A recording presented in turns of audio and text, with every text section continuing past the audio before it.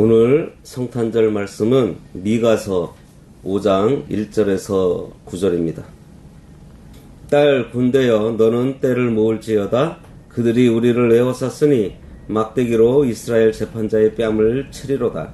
베들레헴 에브라다야 너는 유다 족속 중에 작을지라도 이스라엘을 다스릴 자가 내게서 내게로 나올 것이라. 그의 근본은 상고에 영원에 있느니라. 그러므로 여인이 해산하기까지 그들을 붙여 두시겠고 그 후에는 그의 형제 가운데 남은 자가 이스라엘 자손에게로 돌아오리니 그가 여호와의 능력과 그의 하나님 여호와의 이름의 위엄을 의지하고 서서 목축하니 그들이 거주할 것이라. 이제 그가 창대하여 땅끝까지 미치리라. 이 사람은 평강이 될 것이라. 아수르 사람이 우리 땅에 들어와서 우리 궁들을 밟을 때에는 우리가 7 목자와 8 군왕을 일으켜 그를 치리니 그들이 칼로 아수르 땅을 황폐하게 하며 니므롯 땅 어귀를 황폐하게 하리라. 아수르 사람이 우리 땅에 들어와서 우리 지경을 밟을 때에는 그가 우리를 그에게서 건져내리라. 야곱의 남은 자는 많은 백성 가운데 있으리니 그들은 여호와께로부터 내리는 이슬 같고 풀 위에 내리는 담비 같아서 사람을 기다리지 아니하며 인생을 기다리지 아니할 것이며 야곱의 남은 자는 여러 나라 가운데와 많은 백성 가운데 있으리니 그들은 수풀의 짐승들 중에 사자 같고 양떼 중에 젊은 사자 같아서 만일 그가 지나간즉 밟고 찢으리니 능히 구원할 자가 없을 것이라. 내 손이 내 대적들 위에 들려서 내 모든 원수를 진멸하기를 바라노라. 오늘 말씀의 제목은 세상에 오신 예수님입니다. 미가 선지자가 예언하던 당시에 이스라엘은 아수르에게 침략을 당해서 백성들이 처지가 너무나 참담한 상황에 처해 있었을 때입니다. 그때 하나님께서는 미가 선지자에게 장차 메시아가 올 것인데 그가 베들레헴에 오실 것이고 그분을 통해서 구원의 은혜와 회복의 은혜와 평강의 은혜를 얻게 될 것이고 이스라엘을 대적하던 원수들은 모두 물리치실 것을 말씀해 주세요. 이것은 마귀와 흑암의 권세에 사로잡혀 있던 영혼들을 예수 그리스도를 보내주셔서 놀라운 구속 역사를 통해 구원해 주시고 영원한 행복과 평강을 주실 것을 예언하는 말씀으로 성탄절을 맞은 우리 성도들이 상고하기에 좋은 말씀이에요. 먼저 오늘 본문 내용을 간단하게 정리해보면 시작하면서 메시아의 탄생 직전에 이스라엘이 대적들에게 받을 수치와 고난을 언급하고 있습니다. 그리고 메시아의 탄생, 그의 탄생으로 인한 남은 자의 귀환과 축복, 그리고 전 세계에 미치게 될 메시아의 통치권에 대한 말씀을 3절과 4절에서 하고요. 그리고 5절부터 9절에서는 택한 백성들을 대적으로부터 구원해서 그들로 열국을 다스리는 자가 되게 하실 것에 대한 예언을 기록하고 있습니다. 미가는 선지자 이사야, 아모스, 호세아와 동시대에 활동하던 인물입니다. 이 예언은 예수님께서 이 땅에 오시기 전 약 700년 전에 예언된 말씀이에요. 그럼 700년 전에 예언된 주님이 오셔서 흑암에 빠진 우리를 위해서 무슨 일을 하실 것인지에 대해서 살펴보도록 하겠습니다. 1절과 2절입니다. 딸 군대여 너는 때를 모을지어다 그들이 우리를 에워쌌으니 막대기로 이스라엘 재판자의 뺨을 치리로다. 베들레헴 에브라다야 너는 유다 족속 중에 작을지라도 이스라엘을 다스릴 자가 내게서 내게로 나올 것이라. 그의 근본은 상고에 영원에 있느니라. 원수 마귀에게 잡혀서 희망을 잃고 참담하게 살고 능멸당하고 살고 그렇게 힘들게 살고 있는 우리에게 주님은 참 소망이 되어서 오셨다는 말씀이에요. 딸 군대는 연약한 이스라엘 백성을 가리키고요. 때를 모으라는 것은 예루살렘을 적으로부터 보호하기 위해서 군대를 조직하라는 것입니다. 그들이 우리를 에워쌌다는 것은 원수의 세력에 완전히 포위당해서 그들에게 둘러싸여 있다는 거예요. 막대기로 이스라엘 재판자의 뺨을 친다고 했습니다. 이것은 원수들이 이스라엘의 지도자들에게 뺨을 치고 수치와 능력을 준다는 얘기예요. 여기서 막대기는 하나님께서 이스라엘의 죄악을 심판하기 위해서 잠시 징계의 도구로 사용하셨던 아수르와 바벨론을 의미해요. 이렇게 이스라엘의 지도자들이 뺨을 맞고 능력을 당하는 것은 왜 그랬을까요? 그것은 평소 그들이 온갖 불의와 악행을 서슴지 않았기 때문입니다. 또한 지도자들이 모욕을 당했다는 것은 이스라엘이 이미 적들에게 함락당할 것을 의미해요. 전쟁의 패에서 원수의 수중에 들어가 멸시와 수치와 능멸을 받으며 죽지 못해 살아가야 하는 절망적인 상태를 보여주고 있습니다. 다시 말해서 항거할 수 없이 완전하게 함락당할 상태가 되었다는 거예요. 여기 베들레헴 에브라다야 그랬습니다. 베들레헴은 떡집이라는 뜻이 있고요. 에브라다는 풍성한 열매라는 의미를 갖고 있습니다.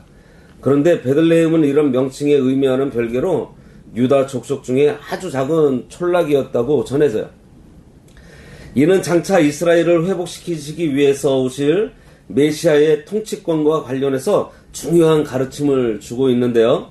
장차 오실 메시아, 그러니까 예수 그리스도는 하나님의 보내심을 받은 자로서 영향력이 있는 가문이나 어떤 나라의 후광을 빌리지 않고 오셨다는 것입니다. 그렇게 오신 것은 인간의 권위나 명예에 의해 세워진 자가 아닌 오직 하나님의 절대적인 주권에 의해서 세워진 자라는 거예요. 또 메시아가 이처럼 작고 비천한 마을에 오신다는 사실은 그분이 얼마나 겸손하신가를 드러내주고 있습니다. 이러한 모습은 근본 하나님의 본체이시지만 하나님과 동등됨을 취하지 아니하시고 취할 것으로 여기지 아니하시고 오히려 자기를 비워 종의 형체를 가져 사람들과 같이 되었고 사람의 모양으로 나타나셨음에 자기를 낮추시고 죽기까지 복종하셨으니 곧 십자가의 죽으심이라 하는 바울의 교훈을 떠오르게 합니다. 따라서 여기서 장차 회복될 이스라엘을 다스리는 통치자는 세상의 군왕들과 같이 무력이나 경제력 그리고 권력을 가지고 통치하는 것이 아니고 오직 멍에를 매지 않은 나귀를 타고 등극하신 겸손하신 왕이 복음으로 세상을 통치하실 것을 말하고 있어요. 이는 메시아가 이스라엘을 세계 1등 국가로 만들어줄 초인적인 존재로 유대인들이 생각했던 것과는 전혀 다르다는 것을 알 수가 있습니다. 미가가 예언하던 상황처럼 주님께서 오시기 전 이스라엘 백성들도요, 참으로 암담한 상태에 있었습니다. 로마가 그 지역을 지배하면서 그들은 멸시받았고 뺨 맞았고 꼼짝달싹 못한 채 유린당하기만 했었어요. 우리도 예수 믿기 전에는 바로 이러한 상태였습니다. 이렇게 멸시를 받고 살았는데 주님이 오심으로 포악한 원수의 압제에서 구출을 받게 되었고 자유와 행복을 찾게 된 것입니다. 베들레헴은 작은 고을이라도 주님이 오심으로 해서 세상에서 가장 유명한 동네가 되었습니다. 베들레헴은 다윗의 고향으로 다윗의 고을이라고도 했는데 이제 주님이 나심으로 이 작은 고을은 인류 역사상 가장 유명한 고을이 되었어요. 외적으로는 아무 보잘것이 없어도 예수 그리스도를 모시고 그리스도의 역사가 있으면 그곳이 광명한 곳, 아름다운 곳이 됩니다. 마태복음 4장 15절에서 16절에 이런 말씀이 있습니다. 스불론 땅과 납달리 땅과 요단 저편 해변길과 이방의 갈릴리여 흑암에 앉은 백성이 큰 빛을 보았고 사망의 땅과 그늘에 앉은 자들에게 빛이 비쳤다 그랬습니다. 스불론과 납달리 땅은 갈릴리 해변에 있었고 아무 보잘것도 없고 늘 그늘져 있었던 땅인데 예수님께서 그곳에 거주하심으로 해서 그 땅이 큰 빛을 보았고요. 사망의 그늘이 물러가고 생명의 빛이 비추게 되었다는 말씀이에요. 거기서 베드로를 비롯한 예수님의 제자들이 세워졌어요. 사람도 마찬가지입니다. 아무리 보잘것없는 사람이라도 우리 중심에 예수님을 모시면 그 사람은 영화로운 사람, 유명한 사람이 돼요. 예수님이 찾아온 사람, 가정, 지역, 나라, 민족은 언제나 거룩하고 영화롭고 아름답고 빛나고 존귀한 곳이 돼요. 모세가 양을 치던 호렙산 골짜기도 가시덤불이 많던 보잘것없는 산이었는데 그곳에 하나님께서 나타나심으로 가시덤불에 불이 붙는 것처럼 빛이 나고 광채가 나고 아름답게 되었던 것입니다. 아름답고 존귀하고 영광스러운 곳이 따로 없어요. 초막이나 궁궐이나 예수님을 모신 그곳이 바로 영광스럽고 아름다운 곳입니다. 그리고 하나님이 들어서시는 귀한 사람이 있으면 바로 그것이 영광되고 유명한 곳이 돼요. 베들레헴이 주님이 나심으로 더 이상은 작은 고을이 아닌 것처럼 우리가 하나님이 들어서시는 사람이 될 때에 우리와 관계되는 모든 것이 존귀해진다는 사실입니다. 그러니 내가 어떻게 살아왔는지 지나온 환경 탓하지 말고 지금부터 하나님께서 귀히 쓰실 만한 그릇으로 저희들이 준비되는 것이 중요해요. 그리고 베들레헴에 나신 주님은 그 근본이 상고이시고 태초라고 했습니다. 주님이 유약한 아기의 모습으로 베들레헴에 나시지만 주님의 근본은 상고로부터 시작되었고요. 태초부터 계신 하나님이세요. 예수님은 완전한 사람이시면서 완전한 하나님이십니다. 요한복음 1장 1절에 태초에 말씀이 계시니라. 이 말씀이 하나님과 함께 계셨으니 이 말씀은 곧 하나님이시니라 그랬습니다. 상고라는 말은요, 만세 전이라는 뜻이고 태초는 영원 전부터라는 뜻이 있습니다. 장차 오실 메시아가 영원 전부터 계신 하나님이신 것을 암시하면서 예수 그리스도의 선제를 말하고 있어요. 다시 말해서 예수 그리스도께서는 시작도 끝도 없는 영원히 존재하시는 하나님으로 이미 존재하고 계신 분이에요. 따라서 그리스도께서는 육신으로는 베들레헴에서 탄생하셨지만 영원 전부터 계셨던 하나님이십니다. 그리고 2절 말씀은 그리스도께서 베들레헴에서 탄생할 것을 예언한 유명한 말씀으로 동방의 박사들이 주님을 찾으러 왔다가 별을 잃고 예루살렘에서 소동이 일어났을 때 서기관들이 헤롯의 명령으로 주님 나실 곳을 찾으라고 했을 때 바로 이 손굴을 근거로 찾아낸 적이 있어요. 그리고 이 말씀대로 700년 후에 예수 그리스도께서는 베들레헴에서 탄생하십니다. 3절 그러므로 여인이 해산하기까지 그들을 붙여두시겠고 그 후에는 그의 형제 가운데 남은 자가 이스라엘 자신에게로 돌아오리니 그랬습니다. 우리 주님은 고난을 거쳐서 영광의 구주가 되셨습니다. 2절에서 언급한 것처럼 그리스도께서 예루살렘에서 나지 않고 작은 동네 베들레헴에서 나시게 된 이유는 유다가 멸망했기 때문이에요. 때문에 이스라엘은 메시아가 오셔서 구원해 주시기까지 포로 생활의 고통을 당할 수밖에 없었습니다. 그래서 3절에 있는 이 접속사 그러므로는 이스라엘의 고통이 메시아 탄생 때까지 연장된다는 것을 나타내주고 있어요. 여인이 해산하기까지 그들을 붙여두시겠다 그랬습니다. 여기서 임신한 여인은 메시아의 어머니를 나타낸 것으로 이사야가 처녀가 잉태하여 아들을 낳을 것이라는 예언을 한 것과 같은 예언이라고 할 수 있어요. 여기 해산하기까지는 메시아가 탄생하는 때를 말하고요. 그 백성이 메시아가 오기까지 해산하는 고통을 받는다는 것은 메시아가 와서 그들의 죄와 사망의 얽매임에서 해방시켜 주실 때까지 고통을 받게 된다는 것을 가리키고 있습니다. 아이가 태어나기 전에 10개월의 복중 생활을 거쳐 태어나듯이 주님은 고난을 통해서 우리를 구원해 주셨어요. 4절 그가 여호와의 능력과 그의 하나님 여호와의 이름의 위엄을 의지하고 서서 목축하니 그들이 거주할 것이라. 이제 그가 창대하여 땅끝까지 미치리라. 주님이 세상에 오셔서 세우시는 그리스도의 왕국은요, 능력의 나라, 위엄 있는 나라이고요, 백성을 완연히 거하게 하며 영원히 창대하여 땅끝까지 확장되는 나라입니다. 그리스도의 나라는 하나님의 능력과 위엄을 가지고 통치하는 나라예요. 이 말씀은 장차 오실 예수 그리스도께서 여호와 하나님과 동등한 능력과 위엄을 소유하신 삼위일체 중 제2위이신 성자 하나님이라는 것을 밝히고 있습니다. 그러니 주님이 세우시는 그리스도의 나라는 세상에서 가장 권위가 있고 가장 완전하며 가장 강한 절대 권력을 가진 하나님의 나라인 거예요. 그래서 하나님의 백성을 흡족하게 먹여주십니다. 여기서 목축하니 그랬어요. 그리스도의 나라는 모든 백성을 풍족하게 먹이시는 나라입니다. 주님은 자기 양떼를 돌보고 사나운 짐승을 막는 목자가 되시고 자기 양떼를 철저하게 지키시는 신실함과 함께 온유함으로 돌보아 주세요. 시편 23편에 여호와는 나의 목자시니 내게 부족함이 없으리로다. 그가 나를 푸른 초장에 누이시며 쉴만한 물가로 인도하시는도다. 내 영혼을 소생시키시고 자기 이름을 위하여 의의 길로 인도하시는도다. 내가 사망의 음침한 골짜기로 다닐지라도 해를 두려워하지 않을 것은 주께서 나와 함께 하심이라. 주의 지팡이와 막대기가 나를 안위하시나이다.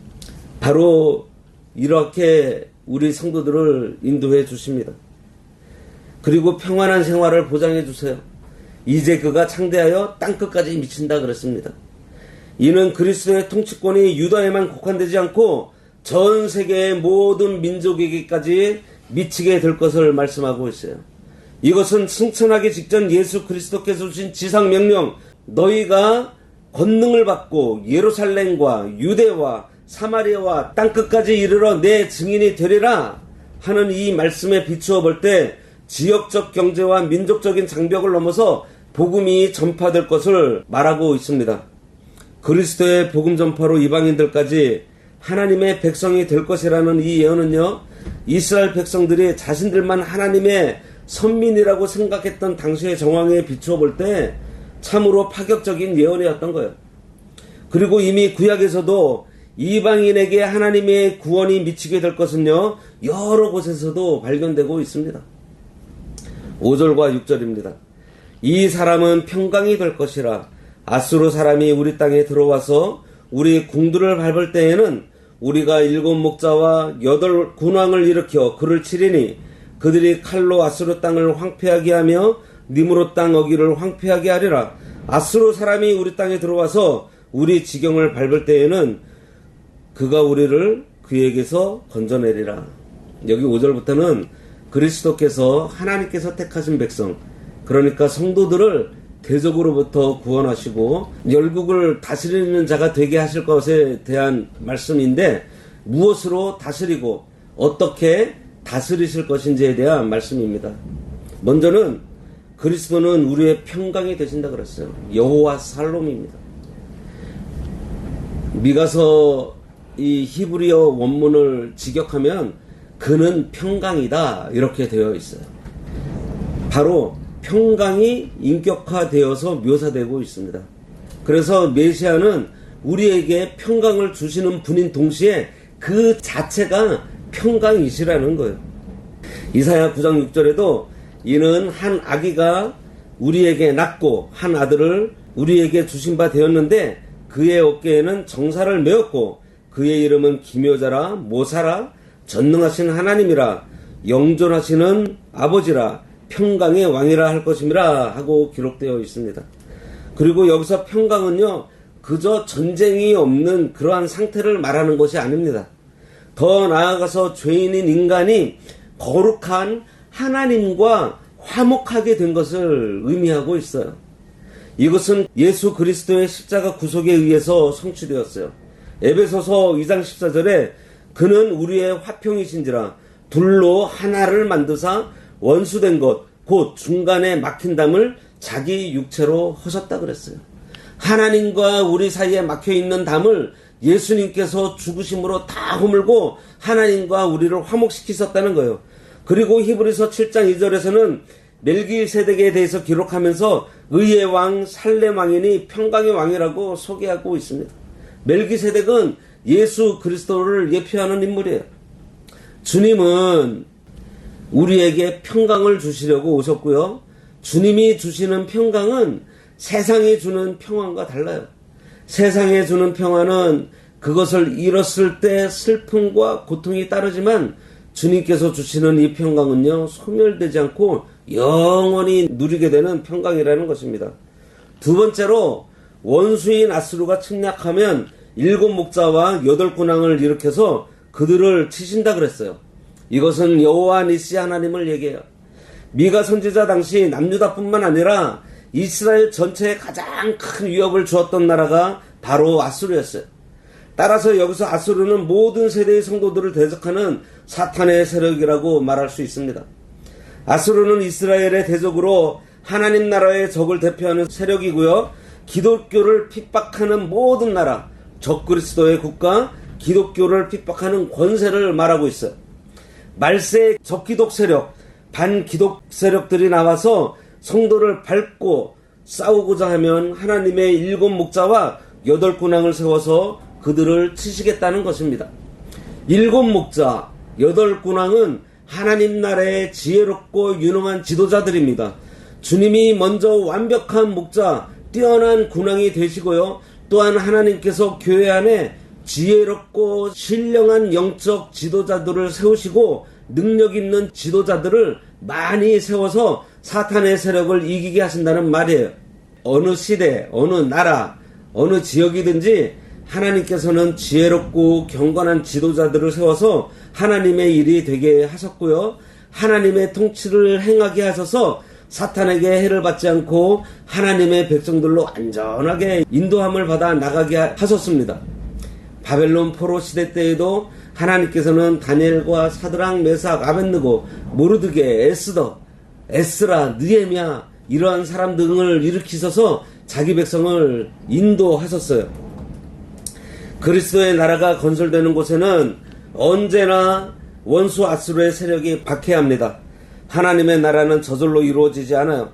예수님께서 천국은 침노하는 자의 것이라고 했습니다. 기독교 역사를 보면요, 적 그리스도와 거짓 그리스도들이 나와서 교회를 파괴하려고 얼마나 애썼는지 몰라요. 초대교회 때는 헤롯 왕이 기독교를 대적했고 또 로마의 네로 황제를 비롯해서 여러 로마 황제들이 기독교를 박해했습니다.